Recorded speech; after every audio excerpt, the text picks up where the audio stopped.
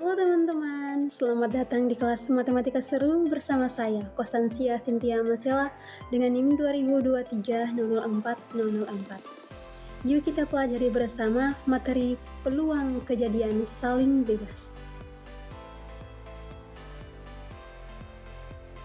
Tujuan pembelajaran kita di kali ini yaitu 1. Peserta didik mampu menentukan kejadian saling bebas. 2.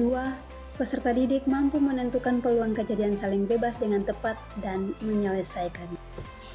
Dengan materi ini, peserta didik dapat menghubungkan konsep peluang dengan situasi nyata yang melibatkan dua kejadian saling bebas, serta peserta didik dapat berpikir kritis dan analitis saat menyelesaikan persoalan peluang kejadian saling bebas. Teman-teman coba bayangkan, kamu melempar dua dadu secara bersamaan.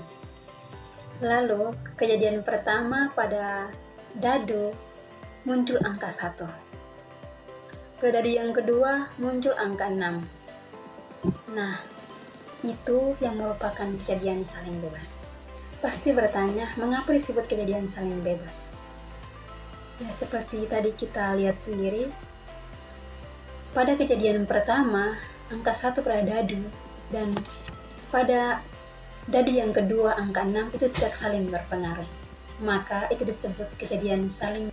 Maka dapat disimpulkan bahwa peluang kejadian saling bebas ialah ketika peluang terjadi dua kejadian atau lebih berlangsung secara independen. Artinya, peluang kejadian A tidak mempengaruhi kejadian B dan sebaliknya.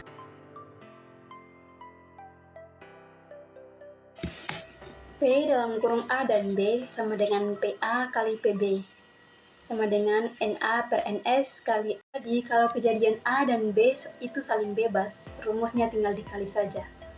Keterangan dari rumus tersebut, di mana P dalam kurung A dan B merupakan peluang kejadian A dan B.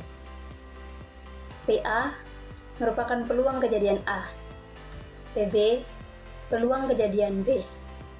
NA jumlah kejadian A dan NB jumlah kejadian B. Yuk bantu saya untuk menyelesaikan soal tersebut. Sebuah koin dan sebuah dadu dilemparkan secara bersamaan. Tentukan peluang munculnya angka pada koin dan bilangan prima pada dadu. Sebelum kita menyelesaikan soal tersebut, terlebih dahulu kita mengidentifikasi permasalahan. Yang pertama, terdapat kata hubung dan di dua kejadian yang sedang terjadi. Kedua, tidak memiliki irisan. Ketiga, kejadian 1 tidak mempengaruhi kejadian 2. Keempat, dapat disimpulkan merupakan kejadian majemuk yang saling bebas. Mari kita menyelesaikan soal tersebut dengan mengambil informasi yang kita temukan, mulai dari soal dan percobaan pelemparan dadu dan koin. Perlu kita ketahui bersama bahwa dalam pelemparan koin hanya muncul dua kemungkinan. Kemungkinan pertama muncul angka dan kemungkinan kedua muncul gambar. Dan pada pelemparan sebuah dadu muncul 6 kemungkinan. 1, 2, 3, 4, 5, dan 6. Maka kita dapat memasukkannya dalam penyelesaian soal tersebut, di mana A sama dengan kejadian munculnya angka pada koin yang dilambangkan NA sama dengan 1. B, kejadian munculnya dadu bilangan prima yang dilambangkan NB sama dengan 3. 3 merupakan angka prima, maka kita memilih 3 sebagai angka prima pada dadu. Yang berikut, S sampel, ruang sampel pelemparan satu buah koin yang disimbolkan NS. Karena di sini mempunyai dua sampel yaitu dadu dan koin, maka pada koin kita memberi label S1 sama dengan 2 dan S2 NS-nya sama dengan 6. Nah, kita masukkan dalam rumus di mana P dalam kurung A dan B sama dengan PA kali PB. sama dengan NA per NS1 dikali NB per NS2. Dari data yang kita temukan, kita bisa masukkan ke dalam rumus di mana Na 1, Ns 2, Nb-nya 3, Ns2-nya 6, lalu dikali. Maka diperoleh 3/12. Kita bisa sederhanakan menjadi 1/4.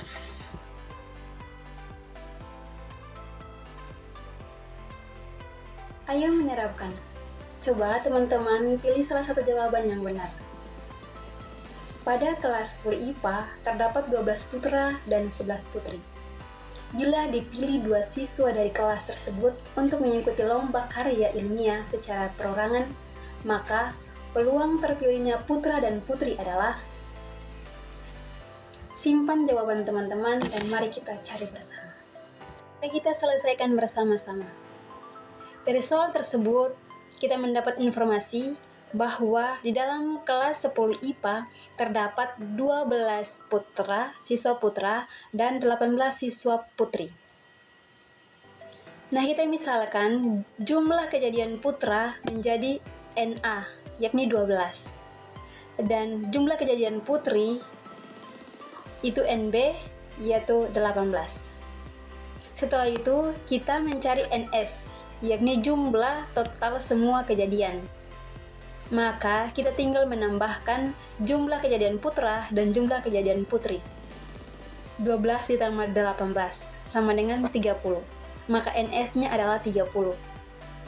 Setelah kita mendapat informasi di atas, kita memasukkannya dalam rumus kejadian saling lepas, di mana P, A, dan B sama dengan PA dikali PB sama dengan NA per NS dikali NB per NS.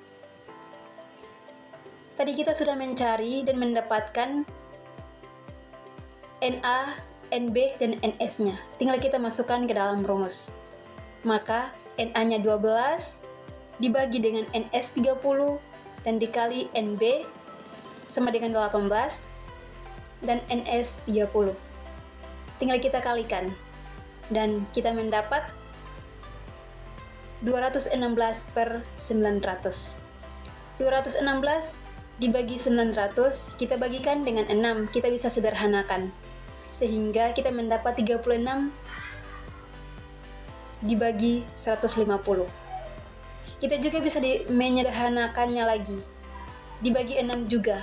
Sehingga dari penyederhanaan itu, kita mendapat jumlah 6/25. Nah, dari penyelesaian bersama, kita mendapatkan jawaban yang benar adalah D, 6/25. Ayo, siapa yang benar, siapa yang salah? Nah, untuk memperdalam pemahaman teman-teman pada materi peluang kejadian saling bebas, maka saya memberikan soal latihan untuk teman-teman bisa mencobanya di rumah masing-masing.